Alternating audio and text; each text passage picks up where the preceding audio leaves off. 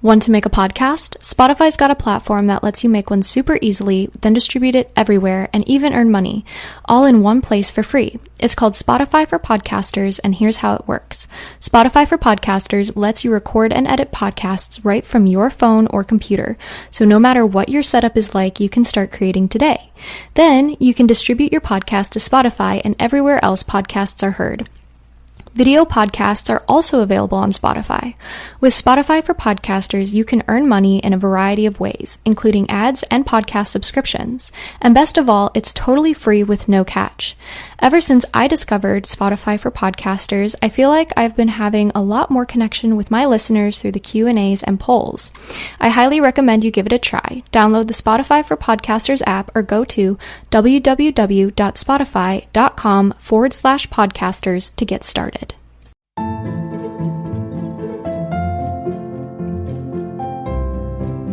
Hi, I'm Father Daniel Duplantis, a Catholic priest, martial artist, and host of the Karate Priest podcast.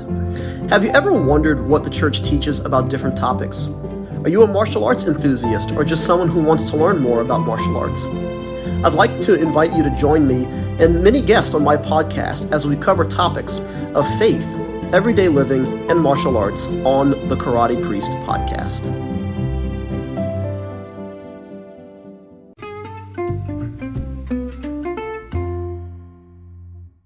Everybody, welcome back to the Religious Hippie Podcast, the podcast about being a young Catholic surviving in a secular world. This series of episodes is all about girl talk. Join me and my best friend Chloe as we give our best girl advice and answer your questions. Welcome back, Chloe. Happy to be here. It's been a hot minute, but... It has. It's been a hot microwave potato minute. The last time we talked was in February. Yeah. But today we're going to basically be going over TV shows and movies that we regret watching. Oh, man. I'm sure there's so many, good. But we narrowed it down for each other, at least like 5 We each. tried, yeah. There's so many, though. I have a whole, YouTube series on...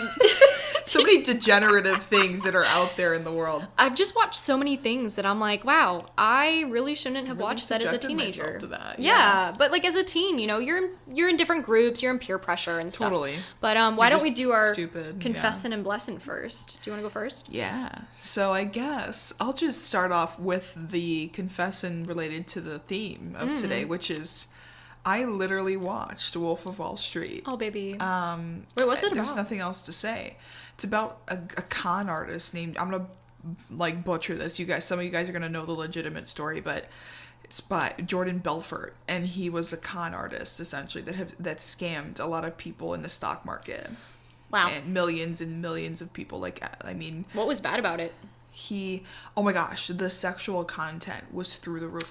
Stop. Speaking of that just reminded me of how I watched 365 or whatever on Netflix. It's horrible. I think it's called 365. I don't know. But anyways, basically it's just filled with, he lived this disgusting, filthy rich, drugs, hookers, prostitutes. Sounds like Playboy Mansion. It is, but he would bring it into the office. It was horrible. Ew. And I wanted to watch it because Leonardo DiCaprio was in it. And I just loved every movie he's in. I love Shutter Island, Titanic, all of that. Oh my gosh, I think it's called Revolutionary Road. He was fantastic in that movie. So, but anyways, that movie was disgusting. I remember watching it and being disturbed, especially by the sexual content. It was like borderline porn. There's no need to have sexual content that explicit in a movie, right? So the story, although the storyline was interesting, half of whatever was in there didn't need to be in there. No, it makes sense. So definitely not worth it. My blessing was, oh my gosh, you know what, one of the things that I will never regret watching, which I watched recently, probably 6 months ago, was called Mass of the Ages. I love Mass of the Ages. I think there's a part 1 and a part 2. I actually might be making a cameo in Mass of the Ages Part 3. So I'm looking forward to Part 3 then. So, but I remember watching Part 1 and Part 2 in the theater. But Part 2 was really hard. I don't remember if I told you that night why. I don't remember. Probably not. But it was beautiful. Mm-hmm. It was hard. It was a hard watch, the second one especially. Because a family, lost their father. And, he had 3 young kids. That was part 1. Was that part 1? That was part 1. That was part 1. And then part 2 was really in the meat of it? Yeah. Okay. beautiful. It was so pretty. Beautiful. Just the way that the family was able to really structure their lives around the church and cling to God. It was incredible. In the light of a horrible loss. Stuff like that's out there makes up for the trash garbage. Agreed.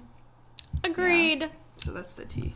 My confession is that I was somewhat actually sick the last week or two, and I did not give myself enough rest to really recover. So I was just like up and down with the sickness and down with the sickness. No. You're done. Remember that Screamo band? Anyway. I don't, but it's okay. Go back to high school. But basically, like, instead of just giving myself the rest my body clearly needed, kept pushing. I just kept pushing through it and being like, it's fine. It's fine. And my body's still trying to recover, and I'm trying to give myself the necessary, like, rest now. Mm-hmm. But this probably could have been so much easier had I just given myself a week of rest. Yeah. Like, not as in, like, a week of rest and not doing anything. Right, but, like, just... Yeah. But just, like, not going anywhere, not pushing myself for events, and, you know, just really trying to take, you know, time for myself and take care of myself. Yeah, yeah. So, that was not great on my end. My blessing, however, is that it's starting to warm up.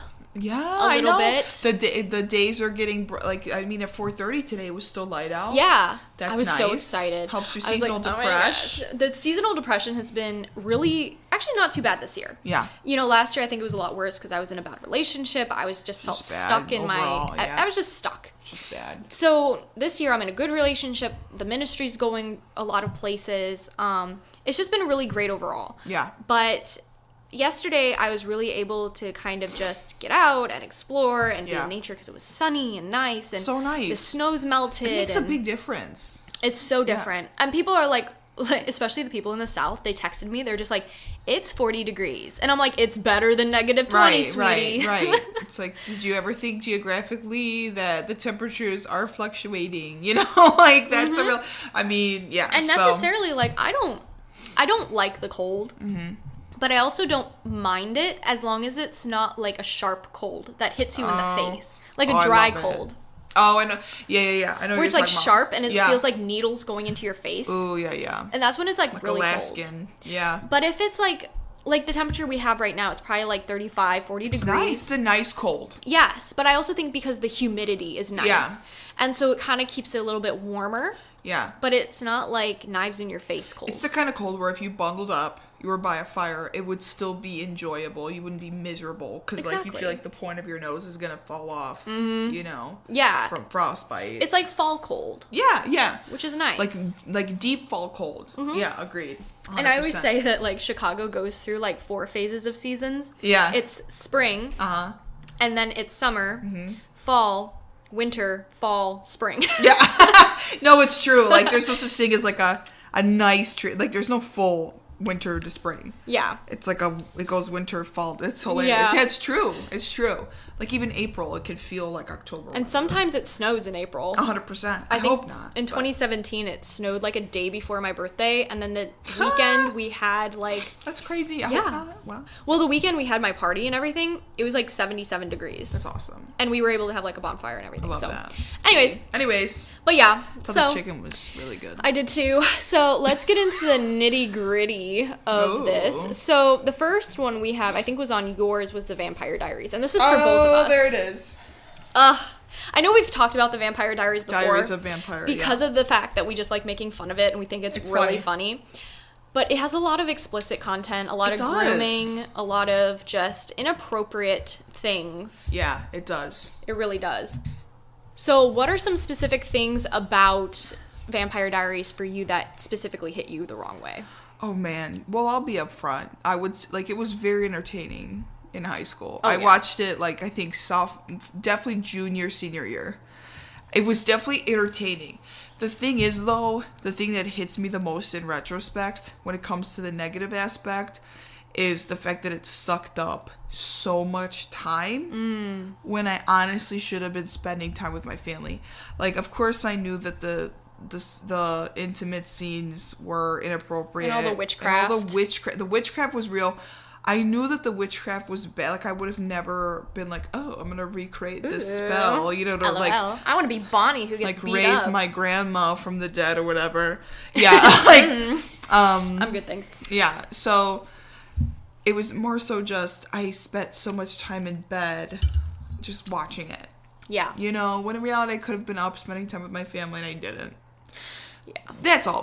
When it comes to this particular show, though, I wouldn't say that it affected me spiritually or mentally in a detrimental way like other shows. Yeah, I think for me, Vampire Diaries, I watched it last year because I had to for that school project where I had to do a character dissection for one of my classes, and it's so funny because it's literally the worst cast to character dissect. Yeah, it is. And so I had to watch basically all complex. The seasons. Yeah. And at the time it actually worked out well because I was pet sitting for a family and they had Netflix. And I don't have Netflix because of obvious reasons.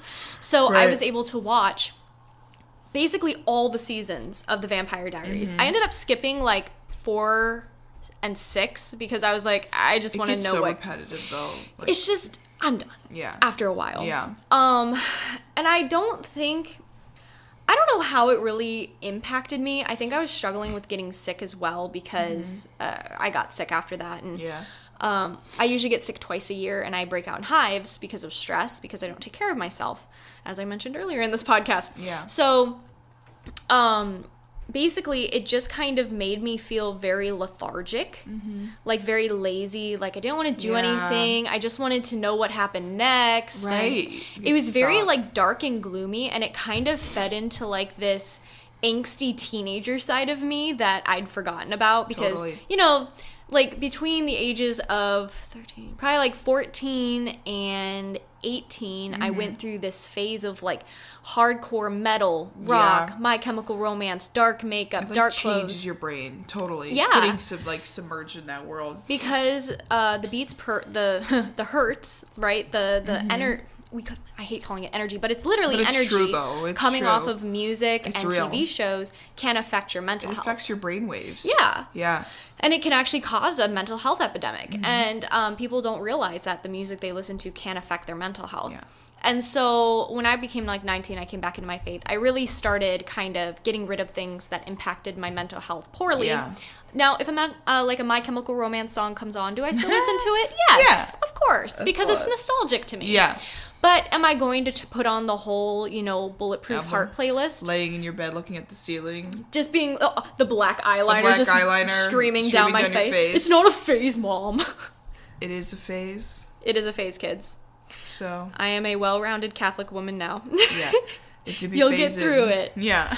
And so that was probably what affected me the most was just, it was a time sucker, but also it kind of fed into my angst. Yeah. Yeah. And it's crazy because I think depending on what age you're at and what mental health stage you're at. Right. You know what I mean? Whatever you're struggling with, these different toxic shows, they can kind of exacerbate that in different ways. You kind of just have to be mindful of, is this show making me, am I feeling more positive and stronger in my faith or lesser?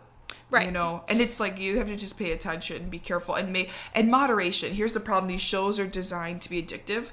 They make sure that it just the episode plays after 10 seconds of it sitting there. You know, like it's designed to be addictive. And then there's Netflix is like, are you still watching? Yeah, after like 20 episodes. And so I'm like, maybe, yeah. So they're designed to be addictive, and they affect us in different ways. And I think it's interesting because I think if I were to watch the show now that I'm deeper in my faith and stuff, it wouldn't have affected me as much. Yeah. But that summer was really hard for me. It's a rough time. Yeah. And so it's going to affect you. Yeah. So you're more like a sponge. I feel like during that age of like 14 to 18, we're like this big sponge. Sponges. Yeah. And you just soak up everything that you are around. And you want to be a part of a group and you want to be a part of something and it makes you feel like you are. So obviously you kind of clutch on to that. Yeah. Okay, now we'll do one of mine. Yeah, well, that was kind of like both of ours. It was both of ours, but go ahead. You know, the next one's Riverdale. Trash. So the first 2 seasons I watched and I absolutely adored them because it was like mystery. I did too. It was so I watched good. like the first at least. Yeah. And then after the second season, the third season started getting in that whole like Dungeons and Dragons stuff. It went and into then the witchcraft, Wicca. Yeah. And then after that, Cheryl is supposed to be the embodiment of her great great grandmother who's a witch who like Cheryl doesn't even exist. it borderlines reincarnation, which actually a lot of people believe in. They really, when people say like, "Oh, I knew you in another life," like I swear, I'm like, no, you didn't. No, you didn't. Stop it. Neither of us were born. Riverdale. Like, no, you're not. Somebody your grandma. had way too much wine before writing the Riverdale script. It's very true. It was me. Or an edible. I don't know. Something. It was weird. It was bad. It's weird, but it's true. Like, when you don't have a realistic life plot, you have to keep getting crazier and crazier. That's what they did. And it was absolutely insane. And I think it finally ended last year. Thank God. Yeah. That nightmare ended. But I didn't watch it after season 3 because I'm like, this is human sacrifice. This is murder. This is so much deeper, and kids should not be exposing themselves to this. No. Now, a parallel to that is the Chilling Adventures of Sabrina, which is supposed to happen in the exact same world. Okay. Extremely satanic. What was that from? What year was that from? About the same year as Riverdale. Really? Yeah. I've never heard of it. So they were supposed to happen in the same world, and actually there's a crossover episode where Sabrina's in Riverdale, and there's this whole thing. What? Yeah. So I used to watch Sabrina the Teenage Witch when I was a teenager. I remember. Right. And it was about this poorly puppeted black cat and a teenage girl just trying to survive. It was like Wizards of Waverly Place, remember? But this is purely satanic. Ooh, yeah. The first episode, they were just like, oh, this is the introduction. And I was watching it because, oh my gosh, what's his name? Ross Lynch was in it, and I was a huge Ross Lynch fan. I was probably about 17 at the time. Yeah.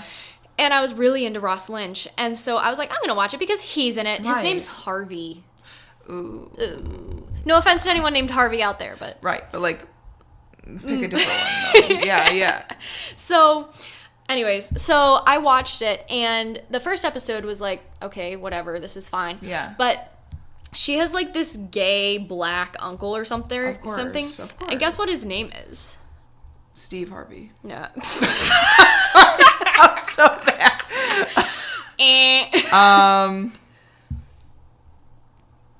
Should I give you Martin Luther King? No, Junior. It's a Catholic. It's a Catholic saint. Oh, really? Ambrose.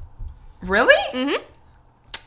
And you can tell that they're poking fun at Catholicism because most of them are named after Catholic people. That's not cool. And so basically, in the first episode, she raises somebody from the dead. Oh. And then in the second episode, guess what the second episode's titled?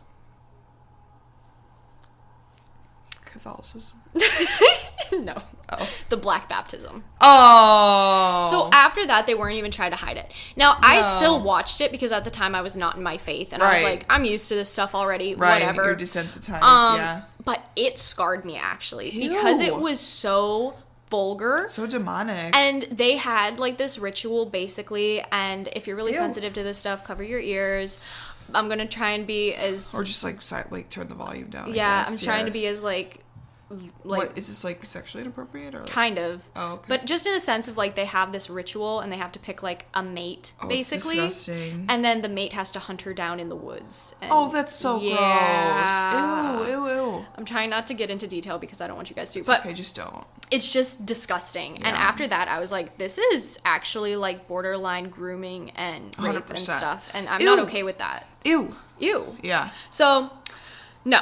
Yeah. Would not recommend. Cancel. Okay. Cancel. I know we already went over this one for you, but Wolf of Wall Street. Anything else you wanted to add from that one? No, just don't. Please don't watch it. It's just degenerate trash. A lot of stuff, though. A lot of movies glorify money, sex, drugs, just like it. So it's really dime a dozen, but definitely it's more of a recent movie that's critically acclaimed. I wouldn't bother. I see it like all over the place. And it's just it's everywhere. You know, and I've always thought like, maybe I'll get around to watching it, but I think I'm good. Don't get around. I'm good. Yeah. Go back around, in fact, and lay down and go to bed. Turn around. Turn around. Every now and then. I definitely don't watch Wolf of Wall Street. Yeah, so. I love it. Yeah. Okay, we'll go to your next one then. Your next one's Hereditary. Dude. I just recently watched this one and it's kind of... Stop, really? Yeah. Amber! That pisses me off. I know, it scarred me for life a little bit. Okay. Why? Why now? It came out like 2 years ago. Oh. Well, anyways, I'm frustrated that she watched that. But, so, I watched that, I think I think around November of 2020. Okay. It was fall of 2020. Ew. And I decided to watch it. I'm actually staunchly against horror movies. I think that it's demonic. It opens up portals that are gross and evil because it's evil by nature. Right. You know, for the most part. I've never heard of a horror movie that doesn't involve horrific gore and just terrifying things. Yeah. But this one, I don't remember why, but I decided to watch it because I remember hearing how, like, critically acclaimed it was. And it wasn't like... Never watch a movie that's critically acclaimed. It was not like a typical horror movie, though. Right. You know, it wasn't like jump scares. Yeah. It was more of a thriller category. And I remember, like, I was, like, intrigued by that. And I'm not a huge movie watcher either. Like, I don't really watch movies or TV shows. But I remember watching it, and it's horrible. The gist is a little girl, there's a family, two parents, a teenage son, and a girl who's like 11. Yeah. And she dies horrifically. She gets so like one of the first scenes in the first 10 minutes is she gets decapitated because she's sticking her head out of a window while her brother is driving and she hits a pole. Yeah. It's horrible. It's blunt. It's realistic. It's like you're watching it happen. Right. And that's the most horrific part. And it's that's realistic. Evil. Yeah. So that's just plain up evil. It's not like, oh, like a scary guy in a mask is like in the trunk and like, LOL. like, you know what I mean? It's like, no, like this is just something that could technically happen. It's a freak accident. Horrible. Yeah. Right? So you see the way that this deteriorates the father, mother, and the son. And over the span of the movie, you see this horrific evil destroy the family from within mentally, and then it eventually manifests itself physically. Right. In the mom. It's horrible. The mom loses it. Yeah. And they all end up dying. I forgot how. They all decapitate themselves. I forgot. I blocked it out. It's That's horrific. A good idea. It's horrific. And it was what the most sickening part was that this was everything that the devil is actually capable of doing, is causing so much harm spiritually and demonically that it truly will cause people to do horrific things like murder, suicide, things like that. Right. It's true. And that's the most horrific part about this story is that it's true evil in a movie. Right. You're witnessing it. It's all about generational demons, yes. basically, and this playing one itself out. specific generational demon yes. is what happens when the family does not turn towards Christ. Right. And this actually does and could happen. It was horrible. It's horrible. I will say, though, there was this one scene. Oh, no. There's this one scene where the mom literally looks like she's levitating. She's in the corner of the room. You know, course. She's on the wall like Spider-Man. Don't worry, I blocked that out. Yeah. But, like, she basically swims out of the room, and I find that so funny. You know... She's just doing, like, the long stroke out of the room, and I'm like, LOL. It's just a movie that's... It's bad. It's bad, though. You know, I just found that funny. It was so sickening because you're witnessing, like, a suffering... Yeah. That you would witness in almost like a documentary of if a priest were to go and witness a what's the word I'm looking for? Exorcism? No, like what's it called? Possession. Oh yeah. Like if this family was possessed, it's really terrifying, and I truly don't think I would never like suggest a friend or ever allow my children, if I had kids, like to allow my children or any family member to Agreed. even my siblings. Yeah. Just throw the TV out the window. That one's it's really demonic. It's not like it's emulating like, oh, here's how the possession of Emily Rose went. Right, because that's actually a Catholic story based off Annalise Michael. Exactly. This is its own thing. Yeah. And it was really sick. And it's interesting because I was raised on horror, not raised, but like in my teenagehood, in the hood. Teenage years. Times. Yes. I like watched horror movies like Children of the Corn, like the old Stephen King movies, like Misery and things. And one of my favorite movies was, not Scary Movie, not Scream. They're basically the same thing. It was that one, Five Nights at Freddy's? No, It was the one with the guy in the mask who's like his sister, and he has the knife, and he's got the mask, but he never dies, and they just came out. His name's Michael Meyer. Yeah, I know exactly. I don't know the name. Was that Friday the 13th? Everyone's gonna know what you're saying. But Halloween? I have no idea. Okay, well, you guys know what I'm talking about. It's not like Halloween. I don't know, because I know Nightmare on Elm Street is Freddy. Whatever, it doesn't matter. It doesn't matter. But that was my favorite movie because I just thought the suspense was really cool. Yeah. I love suspenseful mysteries, but horror in itself, especially like if it's not a psychological horror, like what's the point? Like, it's just scary and gory and Dude, stupid. like Hereditary and was satanic. Psychological. Yeah, but it didn't, like, psychological. Not as psychological as it could be, though. Yeah, because I feel like yeah. it was more gory and gross. It was both. Yeah, It was but gross. I didn't really get the psychological part of it. I had to look it up. So, yeah. Moving on. Okay, next one for me is Family Guy. I know. I mean, we've all seen clips of Family Guy. We all have, Yeah. but I just think it's really vulgar, and they So play vulgar. into they really make fun a lot of Christianity. Yeah. And I don't really have to go into detail here because you guys already know what Family Guy is, I'm sure. It's as vulgar as it gets. Really. Yeah, and it's a cartoon, and I used to find it hilarious as a kid, Yeah. but now that I'm older and I kind of understand more of the, I guess, gravity of these situations, I mean, they make fun of 9/11, they make fun of a lot of stuff. It's gross. It's just so vulgar, and They get sued, like, all the time. And I'm just like, y'all, that Yeah. should mean something to you. yeah, it's just no good. No good. Not a good recommendation. Agreed. 0 out of 10. Your next one's ghost hunter shows and stuff. Yeah, so like in high school, this could be any YouTube documentary, anything involving ghost hunters or my haunting stories. So this could be people where they say, this is my haunting experience, and they have like a ghost or a demonic entity. So my junior year of high school, I got addicted to essentially watching YouTube videos involving. So for example, these kids would use a Ouija board, and here's what their experiences were after that. That sucked up a lot of time. Now this was prior to my reversion, so I knew that I believed in God.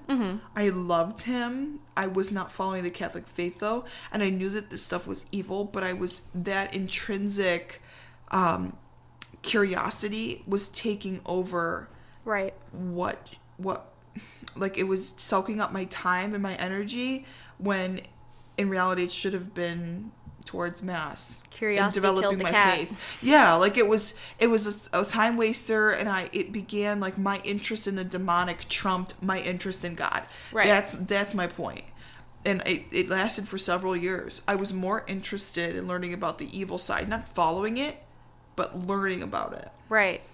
I watched My Ghost Story and Ghost Adventures with Zach Bagans and Ghost Files or something. I don't know. Yeah. I watched all of that stuff probably up until the second year of my reversion, when I started feeling more conviction about it, because once I started realizing, when I first reverted and stuff, I didn't completely understand. Yeah. So I continued watching those shows with my dad, Dead Files and all these things.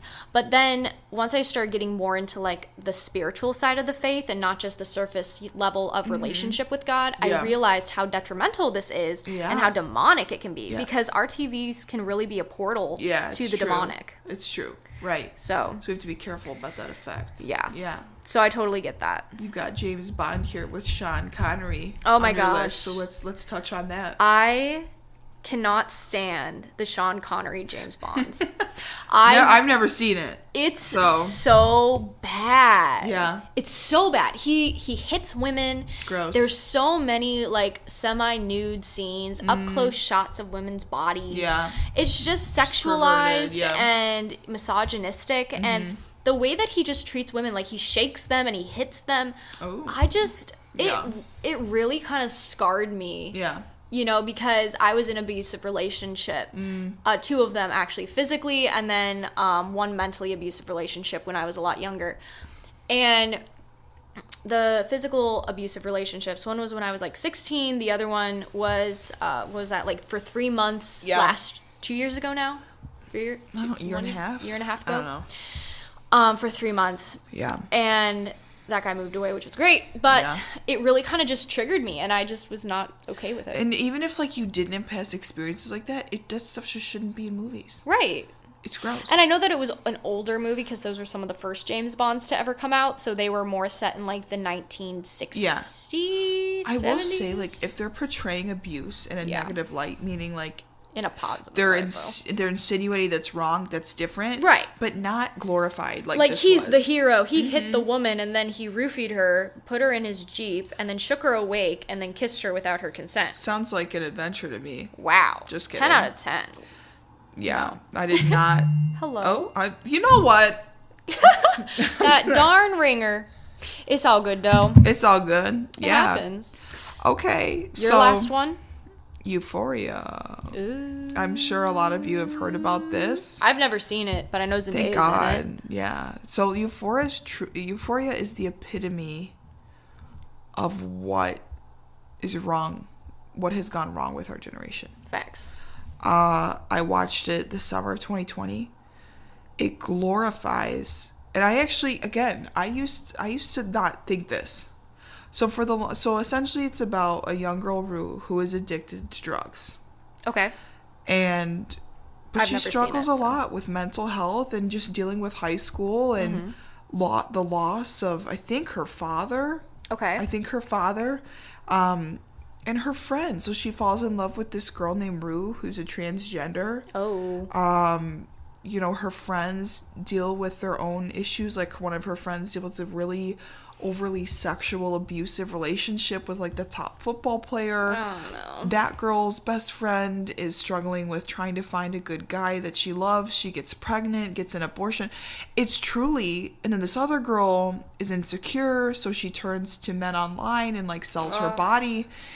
That's heartbreaking. It's truly the epitome of what's wrong. And it's a lot of it is centered around our phones, social media. Yeah. How that affects us. And I was so wrapped up in it. I remember, of course, at the time, I think this was when the shutdown hit, I wasn't working, and I let myself... I remember I watched, like, the first season before there was a second one in, like, the span of, like, 2 days. Yeah. Which is crazy, because the episodes weren't short. We they were, like, binged. 45 minutes long. And I just remember thinking, this is bad, but this is really intriguing, and it was just entertaining to watch. But at the end of the day, this is actually an epidemic. Mm-hmm. The promiscuity with young kids and adults our age, and where it leads you, which is nowhere, which is pain and suffering and pregnancies and then abortion, drug abuse, drug addiction due to familial problems, no dad, no mom abuse, whatever. It's unfortunate. You know, transgenderism. People are so confused and they're taught that they can be whatever they want to be. It's insane. And yet this show is glorified. Right. So... People want to be these kids with these victim mentalities. They do. It does glorify it. Even though, like, I will say, like, in the show, it does show the negativity of drug use. It shows, like, the arguments, the horrible evil it brings, like, not... But the issues is that also because of the fact that these characters are played by big-name stars and crazy... Kids want to look up to these stars. They do. And they want to be like this. Right. They do. Like, the truth is even if you show the quote-unquote negative side of these things... They still show the temporary high. Right. And not even involving drugs. It shows the temporary high of what the character portrays as the invigorating feeling they have after a hookup. Because they feel more confident temporarily. Or what have you. So they and it's accurate. Mm-hmm. They show the background of their childhood, which is cool, which gives you hints as to what led up to their choices. Right.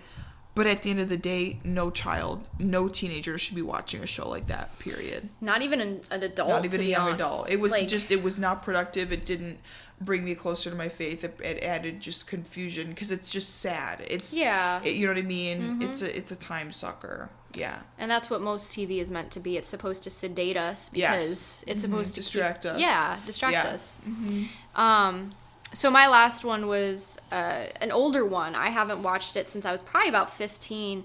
But that is dun, dun, dun, dun, The Secret Life of an American Teenager. Oh, oldie but a goodie. Oh, man.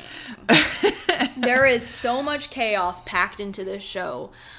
So the premise is this one girl, don't remember her name, meets this one guy at band camp. I know, I forgot her name. Stupid band camp. Amy? Amy, that's what it is. Amy. Girl. Anyway, she meets this guy at band camp called Ricky. They have sex. She gets preggo. Yeah. She has Ricky baby.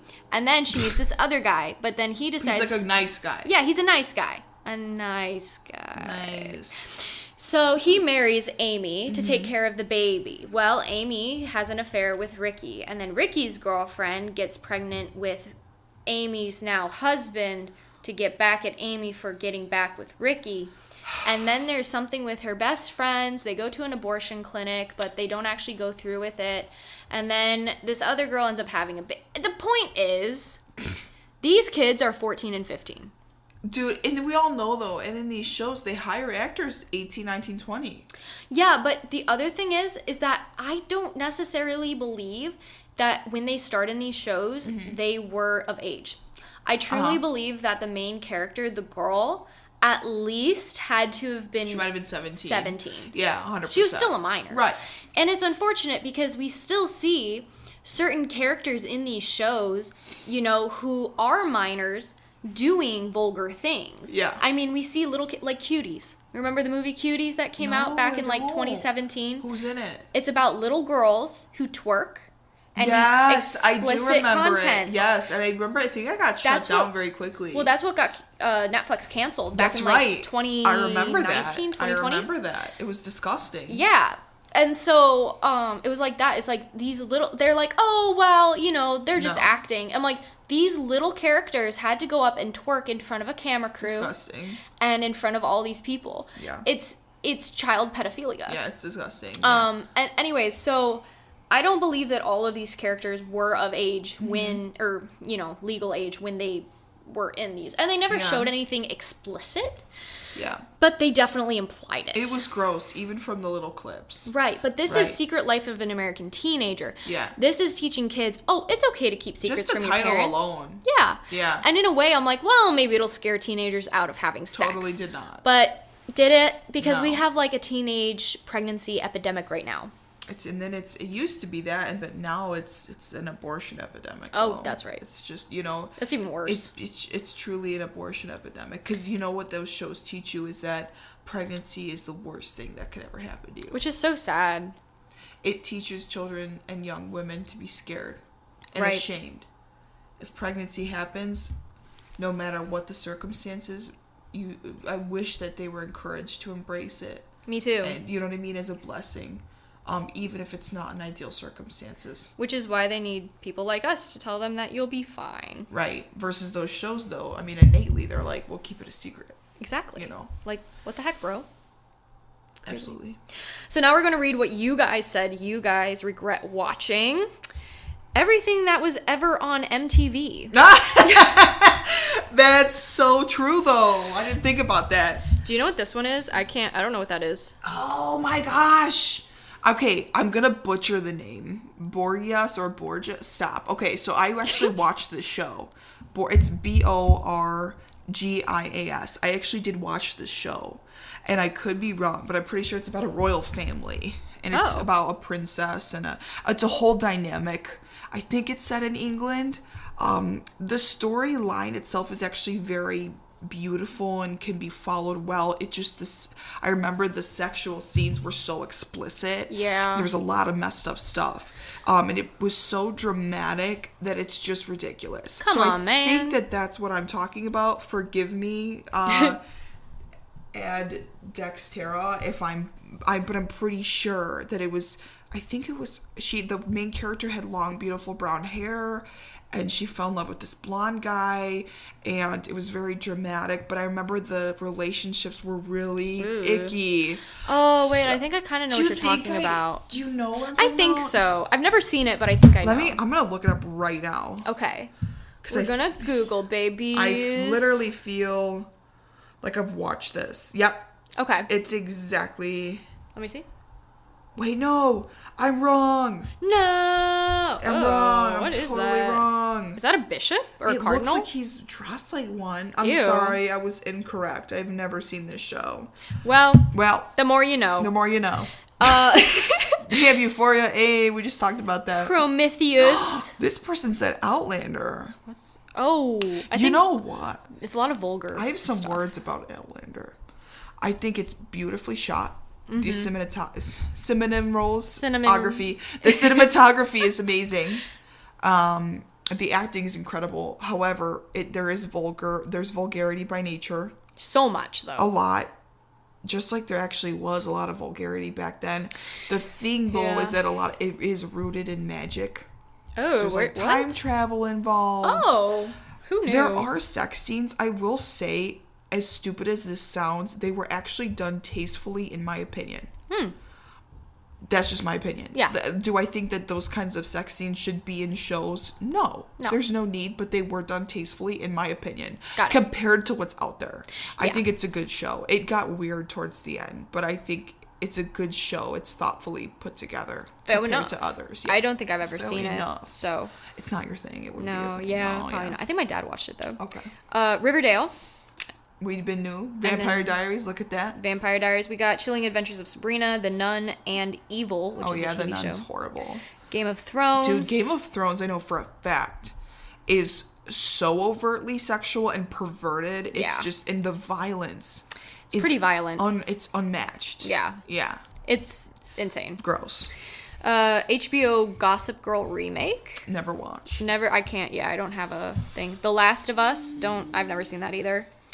1971, A Clock Tower Orange. Never seen that. Like the emoji, though. I guess so. Yeah. Yeah. Mad Men?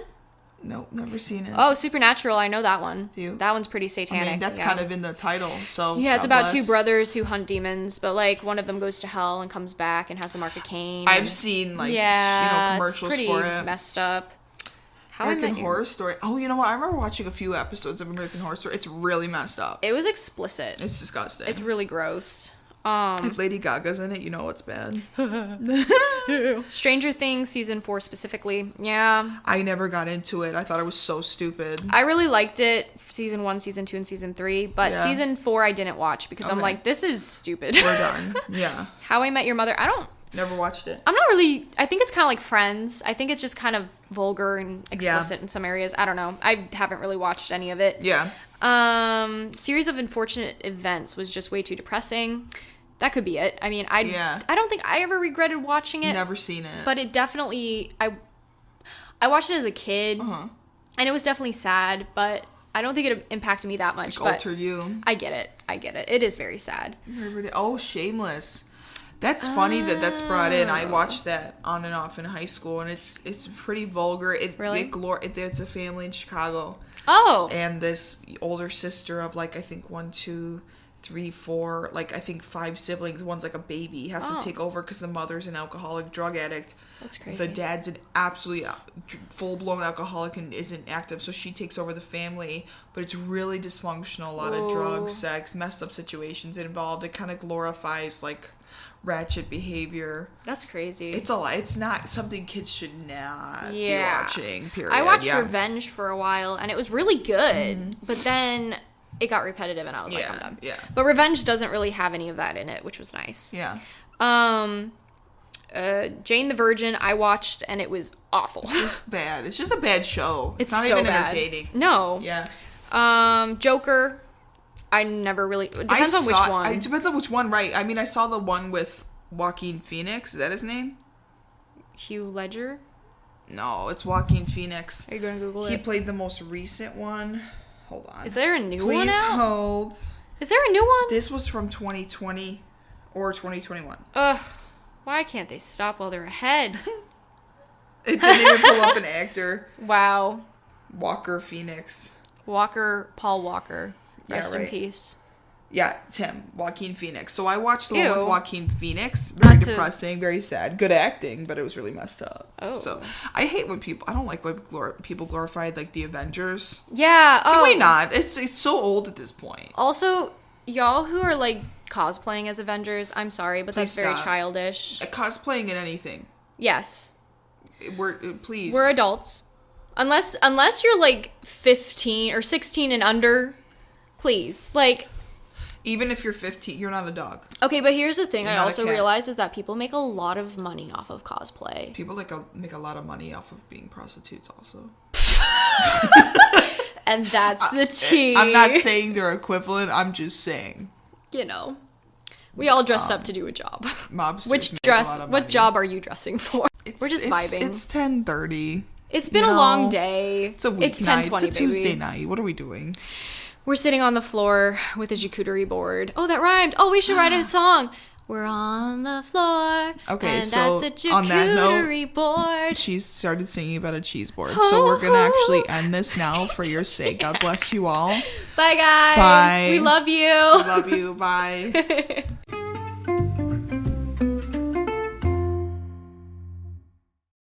This episode is brought to you by Shopify. Selling a little or a lot?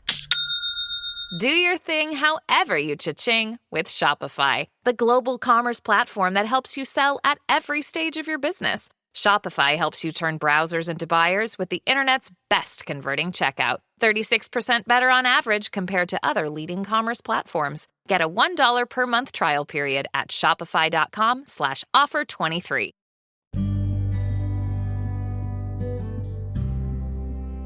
Thank you so much for listening to A Catholic's Perspective with me, The Religious Hippie.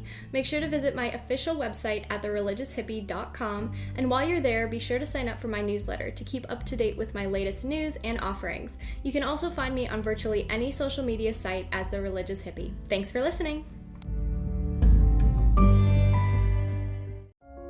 A quest is a search for something. And every week, the Quest podcast will show you how we know what we know through interviews with people that have incredible stories of dedication and perseverance. I'm your host, Todd Fisher. Join me in this thought-provoking and inspiring podcast of discovery. Find us anywhere you listen to podcasts.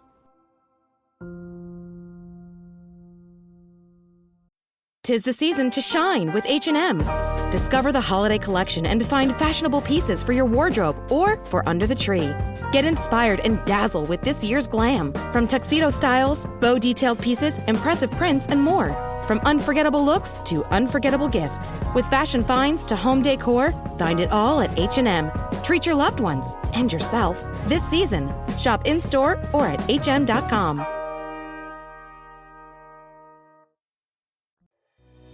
Thank you for listening to this podcast. Please be sure to rate and review this episode. This podcast is produced by Todd Fisher and Anthony Smith and is distributed by Metacortex Publishing. This podcast is copyright. Any previously trademarked or copyright content is used by permission. Information and opinions stated in this podcast should not be construed as medical advice. Please be sure and visit the official website for Metacortex Publishing at metacortexpublishing.com or find us on social media for other unique content.